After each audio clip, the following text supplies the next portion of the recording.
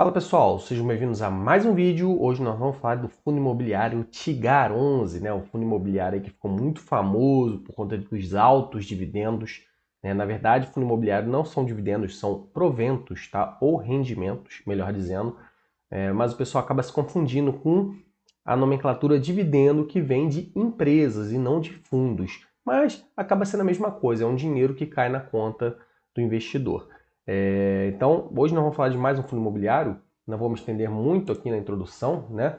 Eu sou analista CNPI ou analista de valores imobiliários, número 2434, e vamos lá prosseguir para o relatório gerencial, aí, o relatório mais recente do Tigar 11 de julho de 2024. O Tigar 11 é um fundo muito ativo, por isso que ele tem um dividendo alto. Porém, vocês vão ver aqui que ele tem uma taxa de administração até mais alta, tá? Do que alguns fundos, 1,5% ao ano. E ele também tem uma taxa de performance de 30%, que é uma taxa bem alta. Mas ele costuma ter uma gestão até bem interessante, tá? Apesar de ser um fundo imobiliário bem arriscado. Eu, por exemplo, quando eu invisto em fundos imobiliários, eu prefiro focar em fundos mais seguros, que vão ter uma previsibilidade, mas sempre investindo com certo valuation, né, abaixo do preço justo, para a gente ter um retorno maior, tanto de rendimento como potencial valorização. Mas o Tigar 11, ele é um fundo arriscado, eu gosto de deixar a parte de risco para o segmento de empresas, né, que empresas se endividam para crescer. Então, diferente de fundos imobiliários que normalmente eles se alargam, né, eles emitem novas cotas e vão expandindo. Porém, o Tigar 11 é daqueles fundos mais arriscados, por isso que ele tem uma taxa de performance alta, 30% do que exceder 100% do CDI. E ele normalmente consegue entregar um retorno até maior. Ele tem aqui um yield de quase 13% anual, isso daí nos últimos 12 meses, tá? Então a gente vê que ele consegue entregar. O problema desses fundos mais arriscados é que quando vem um potencial calote de um inquilino, acaba afetando a receita do fundo e aí ele tem que reduzir dividendo. Mas o Tigar 11, mesmo com as dificuldades aí de pandemia, dificuldade econômica e tal, não tem se mostrado ruim. Tem se mostrado até um bom fundo, um fundo resiliente. A gente vê que ele tem um patrimônio de 2,7, abaixo do valor de mercado, né? Não, o valor de mercado um pouquinho acima do patrimônio, quer dizer, desculpa. Então o mercado até avalia ele um pouquinho acima do patrimônio. O pessoal às vezes faz essa análise simplória. Em alguns casos pode até ser ok, tá? Você analisar valor patrimonial, mas no caso do Tigar 11, não é porque ele está acima do valor patrimonial que ele é um fundo que está caro. A gente vê que na verdade eu falei que o dividend yield por mês, nos últimos 12 meses foi quase 14%. Né? E ele tem até, eu acho que um potencial de valorizaçãozinha. A gente tem valuation no nosso serviço do Prêmio Investimentos, que eu estou aqui com a camisa. Se vocês tiverem interesse depois, vocês podem dar uma olhada, tá? Eles têm captação aqui na 13ª oferta. O fundo imobiliário tem que estar sempre ativo para fazer captação no mercado, fazer emissão de ações, porque eles não conseguem pegar dívida em banco, assim como empresas. Então ele vê que alocaram aí 300 milhões já, ainda falta um dinheirinho. Eu vou passar essa parte aqui de cenário macroeconômico, a gente sabe que influencia a renda variável como um todo, né? É muito texto. Tem até algumas informações interessantes aqui no relatório, que é a questão de obras. Eles investem muito em construção e desenvolvimento de empreendimentos, tá? Principalmente a parte habitacional. Mas eles têm uma diversificação bem grande. Então acaba que se mistura um pouco com a parte de construtores, bota com VGV, vendas esperadas total. Eles têm um giro de ativos grande, tá? Eles lançaram aqui 6 bi de VGV, por isso que eles têm um valor de mercado até altinho. Aqui tem uma taxa interna de retorno. Eu acho que essa imagem aqui do relatório gerencial, essa tela, é uma das mais importantes, se não for a mais importante do Tigar 11. Tá? Talvez tenha outras mais interessantes. A gente vê que eles fazem bastante obras, né? Aí a gente consegue ver aqui que eles conseguem manter o cronograma bem certinho das obras do Tigar 11. Mas essa taxa aqui, a TIR, é para esses fundos mais arriscados, muito importante. Até para fundos que não são arriscados, tá? O fundo imobiliário é bom a gente acompanhar a taxa TIR, que é a taxa interna de retorno de empreendimento. Então eles vão lá, pegam o dinheiro de uma emissão de ações, por exemplo, compram um imóvel, ou no caso do Tigar, investe, começa a desenvolver uma propriedade, e o dinheiro que ele pegou na emissão, você tem que conseguir ter uma taxa de retorno superior à diluição dos investidores, tá? Porque essa taxa de retorno é que vai botar o teu dinheiro no bolso, seja com valorização de cota ou seja com rendimento crescente. Então a gente vê que eles, se a gente comparar assim, mal comparando, tá, pessoal, com o CDI, por exemplo, eles têm uma tira aí bem superior ao CDI, né? Uma taxa de projeto anual. Isso daqui já real, tá? De inflação, de quase 22%, 21,5%. Isso daqui é de um empreendimento específico, né? Parque dos Ingleses. Mas tem outra, acho que tem outro slide aqui falando da TIR. Ele opera, como eu falei, com a parte de loteamento. Né? Loteamento é você construir propriedades, imóveis e tal, residenciais, que é um segmento um pouquinho mais arriscado aqui no Brasil. Lá no exterior tem vários REITs, inclusive tem uma playlist de REITs aqui no canal. Depois eu posso botar até aqui em cima no card, que a gente fala de alguns REITs, inclusive residencial. Eles também operam muito com incorporação, que é vendendo em propriedade, mas eles têm alguns empreendimentos aí de um segmento que eles chamam aqui de Novo Colorado, esse paz, né, uns empreendimentos específicos, multipropriedade também, parte de, acho que de, como é que eu vou dizer?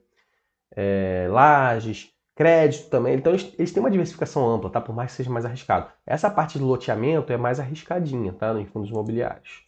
Passar mais um pouquinho aqui. Eles têm alguns ativos em bolsa, né? Fundo imobiliário, por mais que ele tenha um segmento específico, esse fundo é de shopping, esse fundo é de recebíveis ou de papel, esse fundo é de laje, eles podem alocar em outras classes, tá? Mas tem que ter um percentual menor. Então a gente tem alguns ativos também. Aqui o histórico de valor de mercado do fundo. Então a gente vê que ele já teve, inclusive, lá atrás, um valor de mercado de 1,6 e subiu para 2,8. É claro que a questão do valor patrimonial influencia muito em fundo imobiliário. Olha só, o valor patrimonial também cresceu de 1,6 para 2,7. Então a gente vê que está sempre muito próximo ali o valor de mercado, o valor patrimonial, mas ele está sempre chegando aí num patamar de valor de mercado um pouquinho acima do valor patrimonial, né? Demonstrando que ele tem uma boa qualidade. A gente vê que cota de mercado sempre superior aí, FIX, CDI, IPCA, o retorno também. O yield tem se mostrado altíssimo já há um bom tempo, né? Já teve mais alto, já chegou a quase 15%, mas por 14% é interessantíssimo.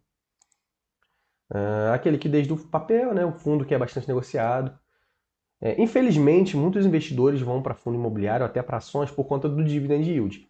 O Tigar 11, apesar de ser um fundo interessante, eu não acho que é um fundo para pequenos investidores, para quem está iniciando, tá? Tu tem que ter uma experiência, uma carteira diversificada, porque é mais arriscado. O problema não é nem o Tigar 11, o problema é quando vai para outros fundos aí que a gente sabe que não são bons, como o Abt 11, tem outros aí, acho que é Tord 11 também, por conta de dividendo. Aqui um pouquinho uma DREzinha dele, então a gente vê que é bem diversificado, tem bastante coisa de equity, né, que é construções de propriedades e tal. Também tem crédito. E as taxas corroem bastante, principalmente taxa de gestão, administração. Eles têm 215 ativos entre equity, que é loteamento, incorporação, tá? Tem alguns imóveis até para renda, né? Mas eles têm um giro de ativos. Está localizado no Brasil inteiro os investimentos dele, principalmente lá Nordeste, Centro-Oeste, né? Bem forte. Mas a parte de equity, a gente vê que é 71% do patrimônio do fundo. Então a gente vê que ele tem um risco bem grande, porque é mais desenvolvimento, construção imobiliária, tá? E tem 3 ativos na bolsa, 2 FIIs que ele investe e uma ação também. A gente vê aqui segmentos, né, de condomínio fechado e tal. Esse Novo Colorado é bem específico. Esse segmento de multipropriedade está com uma taxa de interna de retorno bem alta também. Multipropriedades. Portfólio de crédito. Agora, incorporação tem uma participação bem relevante também. Passar. Normalmente a taxa de retorno aí da carteira é 11% mais inflação, né? Consegue ter um retornozinho aqui. As obras das propriedades deles basicamente quase concluídas, né? Então eles conseguem ter um acompanhamento bom. Aqui eles mostram, esses slides daqui também é muito importante, que eles mostram por crédito, por multipropriedade, né? Acho que vai falar mais adiante. Por loteamento, a taxa interna de retorno ao mês, né? E a porcentagem do patrimônio em cada empreendimento. A gente vê que é bem diluído, tá? Tem até alguns empreendimentos aqui, ó, esse residencial jardim, 6% do patrimônio líquido, mas não chega a ter. E aqui eles mostram também o POC, o POC, que é Percentage of Completion, que é o percentual de conclusão das obras, né? Que é uma métrica do segmento de construção civil. Então a gente vê que tem conseguido entregar quase a totalidade dos empreendimentos com conclusão bem satisfatória aí, uma taxa interna de retorno acima de 1% em maioria. Então, por isso que eles conseguem ter o yield grande, né? Aqui é a parte de carteira de crédito, que é o CRI. Loteamento Cipasa é um segmento específico, mas são loteamentos que ele tem. Acho que boa parte em São Paulo. A porcentagem do patrimônio é 5% também desse Cipasa. Tem o Novo Colorado, que é outro loteamento. E alguns segmentos aí de incorporação. Eles têm um banco de terrenos grandes, tá? Assim como tem fundos não, empresas de construção civil, que a gente tem playlist aqui no canal também. Então, banco de terrenos influencia bastante em alguns ativos, no valor patrimonial. A gente tem aí um banco de terrenos também. Enfim, e basicamente esse foi o Tigar 11, né? Tem mais alguma coisa interessante aqui para a gente mostrar, só para não ficar destrinchando a mesma coisa, falando a mesma coisa. Histórico do fundo. Basicamente é isso daí. Então ele é um fundo mais arriscado, ele investe em terrenos para desenvolver propriedades, loteamento, imóveis residenciais. Né? Por isso que ele tem taxas de retorno mais altas, mas tem o risco de não conseguir desenvolver a tempo, de não conseguir vender determinada propriedade, não conseguir botar para alugar algumas, né? Eles operam muito vendendo também, e isso daí pode influenciar em calote, em piora no dividendo. Mas até o momento ele tem se mostrado uma gestão muito eficiente, né? Nessa parte de construção do empreendimento, sempre num prazo correto, cronograma ajustadinho e também com uma adimplência em dia. Pessoal, pelo vídeo de hoje foi isso. Espero que eu possa ter ajudado de alguma forma. Se vocês tiverem interesse no nosso serviço de análise, vai ter o link na descrição do vídeo. Forte abraço a todos!